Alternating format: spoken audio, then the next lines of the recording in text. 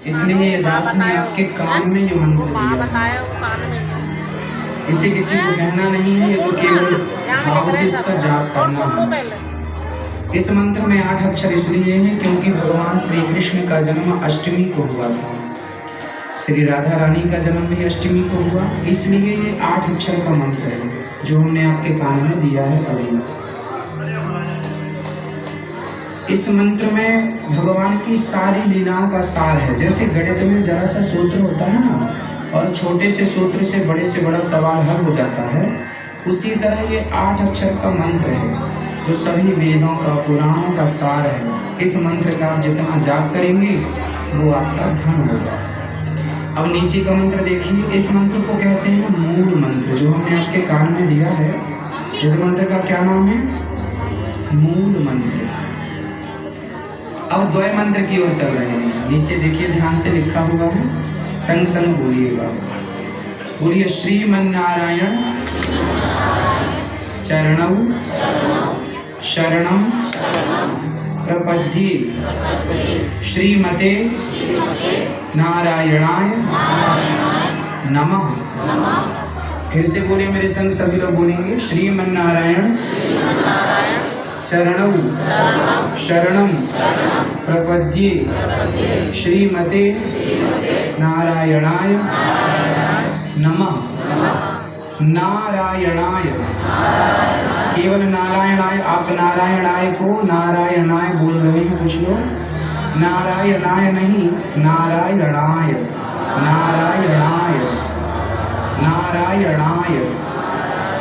तो नारायणाय शुद्ध उच्चारण कीजिए, एक बार बोलिए मेरे संग, नारायणाय, नारायणाय नमः। ये जो मंत्र है, श्रीमन्नारायण चरणौ शरणं प्रपद्ये श्रीमते नारायणाय नमः, यह मंत्र एक माला जपना है आप सबको। और जो मंत्र हमने कान में दिया है मूल मंत्र, वह आपको 11 माला जपना है। तुलसी की माला से ही जाप करेंगे आप सब लोग। तुलसी की माला गले में धारण करेंगे और तुलसी की माला से ही मंत्र जाप करेंगे। मूल मंत्र जो कान में दिया गया है वह 11 माला, और यह द्वय मंत्र श्रीमन्नारायण चरणौ शरणं प्रपद्ये श्रीमते नारायणाय नमः, यह एक माला है। इस मंत्र का अर्थ है, ये भगवान श्री कृष्ण के चरणों में हम सभी शरणागति करने जा रहे हैं। इस मंत्र का अर्थ है, सभी लोग हाथ जोड़ लीजिए और मेरे संग भगवान के श्री चरणों में समर्पण कीजिए। बोलिए, हे श्रीमन्नारायण, हम आपके चरणों की शरण ग्रहण करते हैं। हे नाथ, हमें स्वीकार कीजिए। हे प्रभु, हमारे अपराधों को क्षमा कीजिए। हे पतित पावन, हे करुणा सिंधु, हे भक्त वत्सल, हे बिहारी जी, हे जगन्नाथ जी, हे राधा रमण जी, हे प्रभु, हे श्रीमन्नारायण, हम पापी हैं, हम अधम हैं, नीच हैं, दुष्ट हैं, खल हैं, कामी हैं। हे प्रभु, हम जैसे हैं आपके हैं।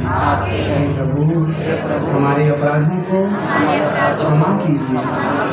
जैसे गाय अपने बछड़े को चाट कर पवित्र करती है, उसी तरह नाथ हमें कोई निर्मल कर सकता है, हमें कोई पवित्र कर सकता है तो केवल आप हैं। हे प्रभु, मैं आपको कभी भूलूं नहीं, सदा आपका चिंतन करता रहूं। जन्म जन्म का पापी हूँ, हे नाथ हमें स्वीकार कर लीजिए। संसार में भटकते भटकते ना जाने कितने जन्म बीत गए। हे श्रीमन्नारायण, हमें अपनी भक्ति देकर कृतार्थ कीजिए। हे राम, हे श्री कृष्ण, हे प्रभु, हमें स्वीकार कर लीजिए, हमारे अपराधों को क्षमा कीजिए। हे नाथ, मैं आपको कभी भूलूं नहीं। हे श्रीमन्नारायण, मैं आपको कभी भूलूं नहीं। सभी लोग बोलिए, बोलो, हे श्रीमन्नारायण, मैं आपको कभी भूलूं नहीं। हे नाथ, मैं आपको कभी भूलूं नहीं। ऐसी ही प्रार्थना आप सबको रोज आंख बंद करके भाव से हृदय से रोज कहना है कि हे प्रभु, हम पापी हैं, अधम हैं, नीच हैं, दुष्ट हैं, जैसे हैं हम आपके हैं। ऐसी प्रार्थना रोज आपको आंख बंद करके करना और प्रार्थना करते करते आपकी आंखों से आंसू गिरने लग जाएं। जब आप ये कहें कि हे प्रभु, मैं आपकी हूँ, मैं आपका हूँ, मुझे स्वीकार कीजिए, नाथ मैं आपको कभी भूलूं नहीं। जब ये कहते कहते आंखों में आंसू आ जाएं तो समझ लेना कि आपने बात दिल से कही है और आपकी बात भगवान ने सुनी है। आंखों के आंसू ही इस बात का प्रमाण है कि आपने बात दिल से कही है। एक बात होती है जो मुंह से कही जाती है और एक बात होती है जो दिल से कही जाती है। जब दिल से कही जाती है बात तो आंखों में आंसू जरूर आते हैं। भगवान से प्रेम करना है। भगवान फूल, मिठाई, मेवा, मिष्ठान, सोना, चांदी, हीरा, मोती, धन दौलत की चाहत नहीं रखते। वो इन चीज़ों के भूखे नहीं हैं।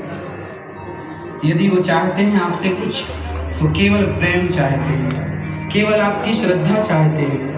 आपके प्रेम के 2 आंसू यदि आप उन्हें दे सकें, यदि ये धन आपके पास है, आंसू का धन, तो आप देकर प्रसन्न कीजिए। लोग कहते हैं ना कि भगवान सुनते नहीं हैं, गलत कहते हैं। यदि कोई हृदय से कहे, हृदय से पुकारे तो सुनने को तैयार है। आप कभी दिल से पुकारते ही नहीं, आप तो हमेशा मुंह से कहते हैं। जब बात दिल से कही जाएगी तो भगवान सुनेंगे। कौन कहता है कि भगवान सुनते नहीं हैं? अरे मीरा की तरह